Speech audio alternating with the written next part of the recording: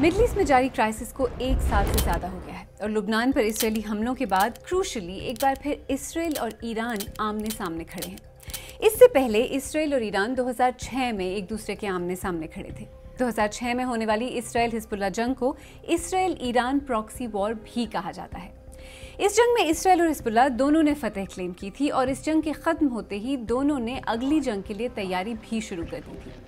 आज प्रोग्राम में हम आपको ये दिखाने की कोशिश करेंगे कि इन 18 बरस में इसराइल और ईरान ने खुद को अगली जंग के लिए कैसे तैयार किया, फौजी एतबार से भी, लेकिन इसके साथ साथ इकोनॉमिक फ्रंट पर और सिफारती और फॉरेन पॉलिसी लेवल पर भी।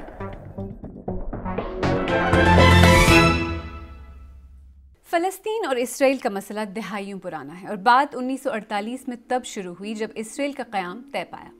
लेकिन खित्ते में इस वक्त जारी लेटेस्ट एस्केलेशन को भी एक साल से ज़्यादा हो गया है। एक तरफ गज़ा में इसराइली हमले, शहरियों की हलाकतें और तबाही जारी है, तो दूसरी तरफ लुबनान पर इसराइली हमले भी नहीं रुक रहे। इनफैक्ट खित्ते के दूसरे ममालिक तक भी फैल रहे हैं। लुबनान और हिजबुल्लाह पर इसराइली हमलों के बाद ईरान ने इसराइल पर मिसाइल्स लॉन्च किए और इसराइल ने रिटेलिएशन की धमकी दी। यानी इसराइल और ईरान बज़ाहिर ऑल आउट जंग के दहाने पर खड़े हैं। अब आगे क्या होगा ये समझने के लिए शायद हमें थोड़ा पीछे जाने की जरूरत है। 2006 इस खित्ते में आखिरी ऑल आउट जंग 2006 में लड़ी गई थी। हिजबुल्लाह और इसराइल के दरमियान लड़ी जाने वाली इस जंग में भी ईरान इन्वॉल्व था। इस जंग को इसराइल के वाइनोग्राड कमीशन ने एक मिस्ड अपॉर्चुनिटी यानी एक मौका जो जाया हो गया करार दिया था और इस जंग के बाद ईरान, हिजबुल्लाह और इसराइल तीनों ने अगली जंग की तैयारी शुरू कर दी थी। तो आइए सबसे पहले जंगों के कॉन्टेक्स्ट में सबसे ऑब्वियस फौजी तैयारियों की बात करते हैं। अमरीकी इदारे पीस इंस्टीट्यूट के मुताबिक मशरिक़ वुस्ता में ईरान के पास सबसे बड़ा और डाइवर्सिफाइड बैलिस्टिक मिसाइल्स का जखीरा मौजूद है। ईरान खित्ते का वाहिद मुल्क है जिसके बैलिस्टिक मिसाइल 2000 किलोमीटर के फासले तक पहुंच सकते हैं। दुनिया में सिर्फ कुछ ही ममालिक के पास ये सलाहियत है कि वो खुद बैलिस्टिक मिसाइल बना सकें। पिछली 2 दहाइयों से ईरान पर सख्त तरीन इंटरनेशनल सैंक्शंस हैं। I will sign a presidential memorandum to begin reinstating U.S. nuclear sanctions on the Iranian regime. इसके बावजूद ईरान ने ये टेक्नोलॉजी हासिल भी की और बैलिस्टिक मिसाइल तैयार भी किए। ईरानी रहबर आला खामेनेई ने हाल ही में एक खिताब में कहा था कि जिस अस्करी और मिसाइल प्रोग्राम से मगरिब परेशान है वो सब पाबंदियों के दौरान बना। ईरान इस वक्त 50 से ज़्यादा किस्म के रॉकेट, बैलिस्टिक और क्रूज मिसाइल्स के साथ साथ अस्करी ड्रोन्स बनाने की सलाहियत रखता है। अपने मिसाइल सिस्टम की हिफाजत के लिए ईरान ने गुज़श्ता कई दहाइयों के दौरान पहाड़ों में सुरंगें बनाई हैं ताकि अपने मिसाइल्स को इसराइली और अमरीकी हमलों से महफूज रख सके। वॉशिंगटन बेस्ड इदारे centre for strategic and international studies के मुताबिक हिजबुल्लाह ने अपने एयर डिफेंस को मजबूत किया है, जिसकी वजह से इसराइली तैयारों को ज्यादा ऊंचा उड़ना पड़ता है, जिससे उनके लिए टारगेट्स को एक्यूरेटली निशाना बनाना मुश्किल हो गया है। इसीलिए हिजबुल्लाह के एयर डिफेंस सिस्टम को नुकसान पहुंचाना इसराइल की अहम तरजीह रही है। 2006 की जंग के मुकाबले में अब हिजबुल्लाह का upgraded air defence system Israeli तैयारों के लिए ज्यादा बड़ा खतरा है, लेकिन अब भी इसराइल को फजा में वाज़ेह बरतरी हासिल है। 2006 के मुकाबले में अब हिजबुल्लाह के पास जनूबी लुबनान की सरहद पर तैनात करने के लिए चंद हजार के बजाय दसियों हजार जंगजू हैं। हिजबुल्लाह पर नजर रखने वाले माहिरीन और थिंक टैंक्स के मुताबिक लुबनान और शाम में उसके पास कम से कम 1,20,000 रॉकेट्स हैं जो किसी भी वक्त इसराइल की तरफ दागे जा सकते हैं। हिजबुल्लाह ने सैकड़ों सुरंगों का एक मौसर नेटवर्क तामीर करके जमीनी लड़ाई की सलाहियत में इजाफा किया है। हिजबुल्लाह ने ईरान की मदद से ड्रोन हासिल कर लिए हैं और उनके जरिए वो 2006 के मुकाबले में अब बेहतर तौर पर इसराइली फौज की सरहदी सरगर्मियों पर नजर रख सकती है। न्यूज़ रिपोर्ट्स के मुताबिक इसी दौरान रूस का SA-22 एयर डिफेंस सिस्टम भी हिजबुल्लाह और ईरान को मिल गया है। 2018 में इसराइल के 3 F-35 तैयारे तेहरान के ऊपर परवाज करके बहिफाजत वापस चले गए थे। इसराइली वज़ीर आज़म बेंयामिन नेतन्याहू ने यह भी कहा है कि इसराइल ईरान में किसी भी जगह को टारगेट कर सकता है। There is no place in Iran that the long arm of Israel cannot reach, and that's true of the entire Middle East. Israeli air force के पास जदीद तरीन तैयारे हैं जिनमें अमरीकी और खुद इसराइल में डिज़ाइन किए गए तैयारे शामिल हैं। इसराइल ने अपने फ़िज़ाई हमलों की सलाहियत को इम्प्रूव किया है और अनमैन्ड एयरक्राफ्ट सिस्टम या ड्रोन्स का इस्तेमाल बढ़ाया है। اسرائیل کے پاس اب F-35 لائٹننگ 2 جیسے اسٹیلتھ فائٹر طیارے ہیں جو 5th جنریشن ایئر کرافٹس ہیں، اور اسرائیل کے ایئر ڈیفنس سسٹم یا آئرن ڈوم کی صلاحیت تو پچھلے 1 سال میں ہی ڈیمونسٹریٹ ہو گئی ہے۔ اسرائیل کے پاس دنیا کے جدید ترین ہتھیار اور جنگی ساز و سامان ہے، لیکن جس چیز نے اسے صحیح معنوں میں برتری دلائی ہے وہ اس کی انٹیلیجنس گیدرنگ ہے۔ میں نے اسی بارے میں یروشلم میں صحافی ہریندر مشرا سے بات کی اور ان سے پوچھا کہ آخر اسرائیل نے انٹیلیجنس پر اتنی توجہ کیوں دی اور اس کی وجہ سے اسے کیا فائدہ ہوا ہے۔ یہاں پر جو بھی عالمی برادری اور یا پھر جو انٹرنیشنل میڈیا ہے اس میں چرچا ہو رہی ہے ایک خاص یونٹ کی، یہاں پر ملٹری انٹیلیجنس کی، جس کو کہ اسرائیل میں اشمونے متائم کہتے ہیں۔ اشمونے یعنی کہ 8 اور متائم مطلب 200۔ تو 8200 جو یونٹ ہے اس کی کافی چرچا آج کل دنیا میں ہو رہی ہے، اور مانا یہ جا رہا ہے کہ یہ اس یونٹ نے ہی اس سارے جو ہے اس آپریشن کو ایگزیکیوٹ کیا ہے۔ دراصل اس میں جو سب سے اول جو یہاں پر اسٹوڈنٹس ہوتے ہیں 12ویں تک میں، جو سب سے اول جو اسٹوڈنٹس ہوتے ہیں اسرائیل کے، ان کو اس کے لیے چنا جاتا ہے، اور یہ ایک ایلیٹ یونٹ ہے۔ اسرائیل نے یہ مانا کہ اس دھچکے سے نکلنے کے لیے اور آگے کی کامیابی کے لیے انٹیلیجنس گیدرنگ پر فوکس کرنا ہوگا، اور اسی کا نتیجہ جو ہے وہ ابھی سامنے آ رہا ہے۔ پچھلی جنگ میں اوبیسلی جو ایئر کیپیبلٹی ہے وہ اسرائیل کی کافی اسٹرانگ تب بھی تھی، اب بھی ہے، اور پچھلی جنگ میں بھی جو انہیں نقصان ہوا تھا وہ زمینی جو ان کی کارروائی تھی گراؤنڈ انویژن کے وقت ہی ہوا تھا۔ اس دفعہ بھی جب انہوں نے گراؤنڈ انویژن کا آغاز کیا ہے تو ہلاکتیں ان کے سولجرز کی کیجولٹیز کی خبر آئی ہے۔ تو پچھلے اس عرصے میں 2006 کے بعد اب تک اسرائیل نے گراؤنڈ پر لڑنے کے لیے کیا تیاریاں کی؟ زمینی کارروائی میں جس طرح کا دھچکا لگا تھا اور 121 جو فوجی پچھلی بار مارے گئے تھے، تو اس کے بعد انہیں یہ سمجھ میں آئی کہ انٹیلیجنس گیدرنگ کے ساتھ ساتھ وہاں پر ٹیرین کا اسٹڈی کرنا، اور پھر یہ بھی ہے کہ اسرائیلی فوج کو اس بات کی بھی جانکاری تھی کہ وہاں پر کئی سرنگیں جو ہیں وہ حزب اللہ بھی بنا رہا ہے، ان سرنگوں کی بھی جانکاری ان کو پہلے سے ہی حاصل تھی کافی حد تک۔ تو پہلے دن ایک ایمبوش میں بتایا جا رہا ہے کہ 8 فوجی مارے گئے تھے۔ اس کے بعد وہاں پر کمپیریزن میں، اگر غزہ کے کمپیریزن میں جو ہیں جو ہلاکتیں فوجیوں کی کم ہوئی ہے، تو بہت زیادہ اس طرح سے نقصان کے طور پر یہاں پہ اسرائیل میں نہیں دیکھا جا رہا ہے۔ اسرائیلی فوج کا یہ ماننا ہے کہ زمینی کارروائی کے لیے بھی انہوں نے پورے اس دوران کافی تیاری کی ہے، اور تیاری کے ساتھ اندر گئے ہیں، اور اس کارروائی کو انجام دینے کے لیے ان کا یہ کہنا ہے کہ لٹنی ندی تک جو یہ سارا علاقہ ہے، اس لبنان کا جنوبی علاقہ ہے، اس کو انہیں جو ہے محفوظ کرنا ہوگا، سیکیور کرنا ہوگا، اور حزب اللہ کو وہاں سے باہر نکالنا ہوگا۔ چلیں تو ملٹری تیاریوں سے فورن پالیسی پر آتے ہیں۔ گزشتہ 2 دہائیوں سے ایران نے اپنی فورن پالیسی کا رخ مشرقی طاقتوں خاص طور پر روس اور چین کی جانب کیا ہے۔ Middle East Council on Global Affairs کے مطابق ایران کے جوہری پروگرام کے بارے میں امریکہ اور مغربی طاقتوں کے ساتھ 2015 میں ہونے والے معاہدے کے خاتمے نے ایران کو مجبور کیا کہ وہ روس اور چین کے ساتھ سفارتی اور تجارتی تعلقات کو مزید بہتر بنا کر امریکی اقتصادی اور سفارتی پابندیوں کا مقابلہ کر سکے۔ اس کے علاوہ ایران نے مسلسل ڈائیلاگ اور باہمی اعتماد بڑھانے والے اقدامات کر کے سعودی عرب، قطر اور کئی دوسرے عرب پڑوسیوں کے ساتھ بھی اپنے تعلقات ماضی کے مقابلے میں بہتر کیے ہیں، which is interesting, right? given اسرائیل نے بھی اس عرصے میں اہم عرب ممالک کے ساتھ تعلقات کو بہتر بنانے کی بہت کامیاب کوششیں کی ہیں، جن پر ہم پروگرام میں آگے چل کر تفصیل سے نظر ڈالیں گے۔ مغرب کی مخالفت کا ایلیمنٹ بھی ایران کی فورن پالیسی میں بڑھا ہے، اور خاص طور پر موجودہ کرائسس کے دوران اس میں مزید اضافہ ہوا ہے، اور ایران نے اپنی فورن پالیسی کے ذریعے کسی حد تک امریکی پابندیوں کا مقابلہ کرنے کی کوشش بھی کی ہے۔ اس فورن پالیسی کا ایک اہم کمپوننٹ انڈیا بھی ہے۔ انڈیا کے ساتھ ایران کے اچھے سفارتی تعلقات ہیں، جو تجارتی پابندیوں کے اس کڑے دور میں ایران کے لیے بہت مددگار ثابت ہوئے ہیں۔ ایران پر مغربی دباؤ اور اسے کاؤنٹر کرنے کے لیے اس کی فورن پالیسی کے بارے میں اور اس کے اثرات کے بارے میں ہم نے اسلام آباد میں انسٹیٹیوٹ آف اسٹریٹجک اسٹڈیز کی ارحمہ صدیقہ سے بات کی۔ ایران معاشی طور پہ اپنے آپ کو بہت اس نے مضبوط کرنے کی کوشش کی، اینڈ 30% آف ایران کی جو فارن ٹریڈ ہے وہ چائنا کے ساتھ ہے۔ چائنا ایران کا سب سے بڑا بزنس پارٹنر ہے۔ پھر ہم نے دیکھا کہ اپنی لک ایسٹ پالیسی کو سامنے رکھتے ہوئے اس نے روس کے ساتھ بھی اپنے آپ کو بہت اسٹرانگ کیا، especially in the security dimension.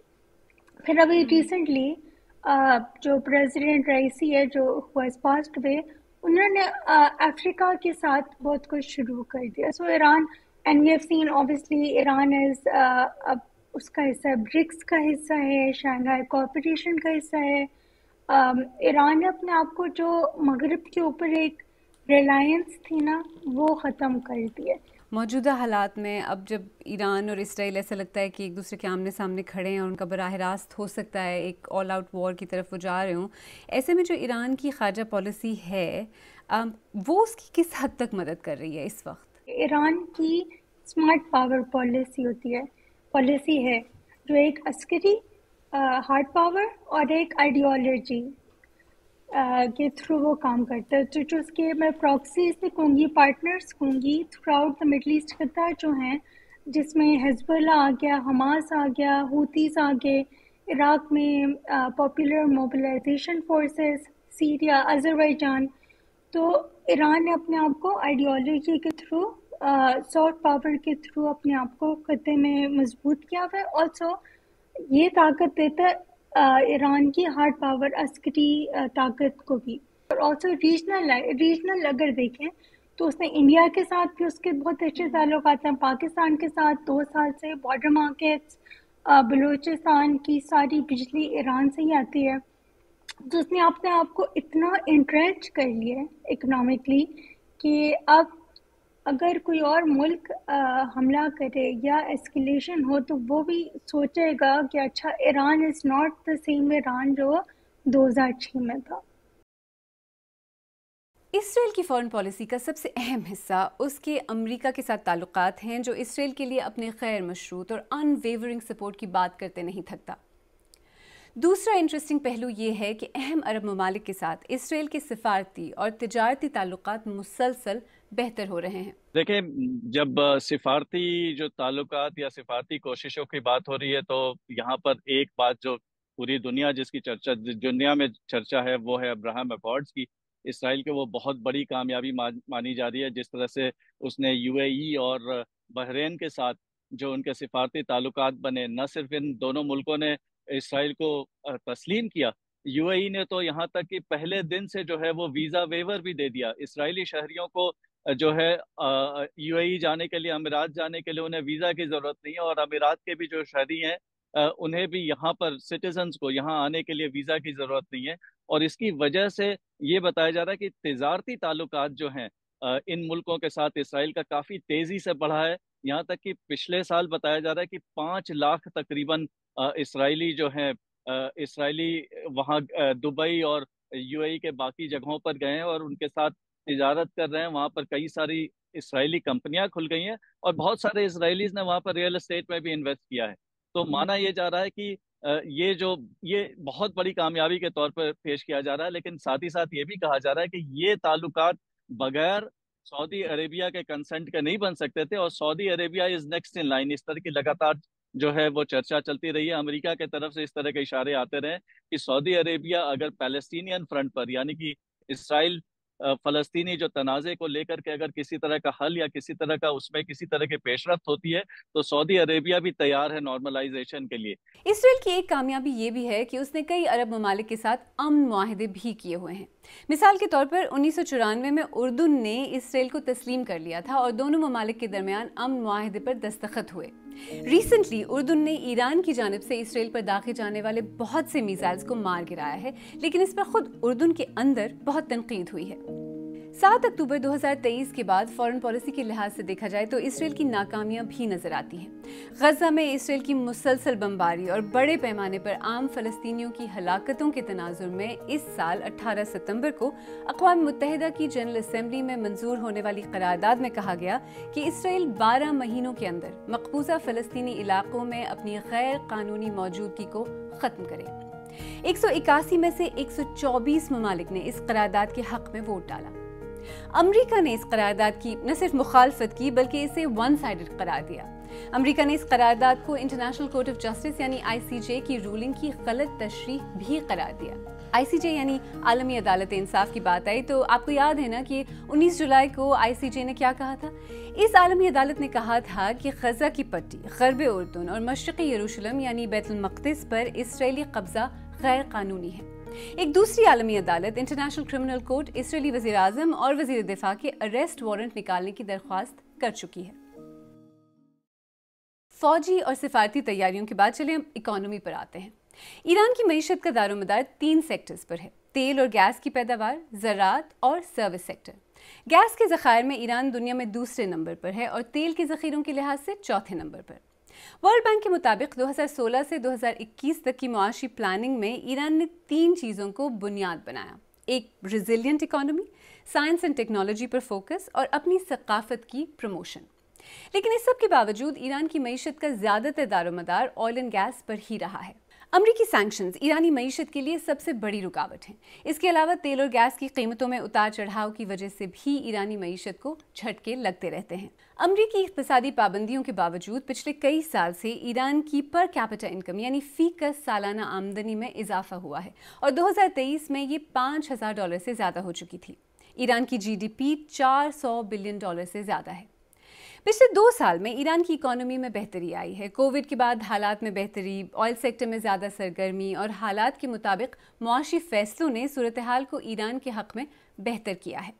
अमरीकी पाबंदियों के नतीजे में ईरान की करेंसी की गिरती हुई वैल्यू ने उसकी एक्सपोर्ट्स को ज़्यादा कंपेटिटिव भी बना दिया है। जैसे कि हमने पहले भी जिक्र किया था, ईरान की फॉरेन पॉलिसी का एक पहलू मुआशी सूरत हाल को बेहतर बनाना भी रहा है। मसलन पाकिस्तान के साथ अच्छे ताल्लुकात के बावजूद ईरान की फॉरेन पॉलिसी में इंडिया को काफ़ी अहमियत हासिल है। ईरानी अशिया, ऑयल और मादनियात इंडिया एक्सपोर्ट होती हैं और ईरान ने अपने चाबहार पोर्ट की कंस्ट्रक्शन और डेवलपमेंट का कॉन्ट्रैक्ट भी इंडिया को दिया है। इस साल मई में ईरान और इंडिया ने इस सिलसिले में 10 साल का मुआहिदा किया है। लेकिन इस सब के बावजूद ईरान का मुआशी लिहाज से इसराइल से कोई मुकाबला नहीं है। ईरान के मुकाबले में इसराइल की आबादी सिर्फ 96 लाख के करीब है, लेकिन इसकी GDP या कौमी आमदनी $525 बिलियन से ज़्यादा है।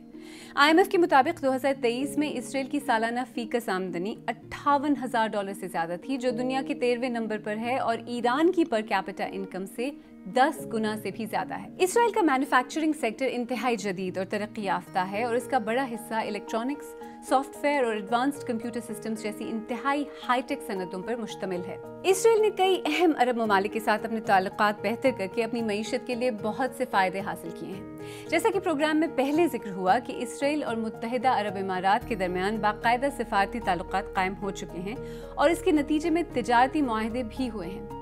कॉम्प्रहेंसिव इकोनॉमिक पार्टनरशिप एग्रीमेंट नामी मुआहदे के नतीजे में दोनों ममालिक आइंदा 5 साल में बाहमी तिजारत को $10 अरब तक पहुंचाएंगे। ईरान और उसके इत्तेहादियों के मुकाबले में इसराइल के पास तिजारत के लिए पूरी दुनिया की मार्केट्स मौजूद हैं और देखा जाए तो ईरान के मुकाबले में इसराइल की सबसे बड़ी ताकत उसकी मुआशी सलाहियत ही है। प्रोग्राम के आगाज़ में हमने कहा था कि आज प्रोग्राम में ये देखेंगे कि 2006 की इसराइल हिजबुल्लाह जंग, इसराइल ईरान प्रॉक्सी वॉर के बाद इसराइल और ईरान ने, हिजबुल्लाह ने खुद को अगली जंग के लिए कैसे तैयार किया, फौजी, इकोनॉमिक और फॉरेन पॉलिसी लेवल पर। कुछ अंदाज़ा तो हमें हुआ है कि पिछले 18 बरस में किसने कितनी और किस कदर तैयारी की है, लेकिन एक बात जो वाज़ेह है वो ये है कि जंग, 18 साल तक तैयारी, एक और जंग, फिर और 18-20 साल तक तैयारी, फिर एक और जंगों और उनकी तैयारी के इस वायलेंट साइकिल से मसला न पहले हल हुआ था और ना ही अब होता नजर आ रहा है। जंगें और तशद्दुद एक सियासी हल का मुतबादिल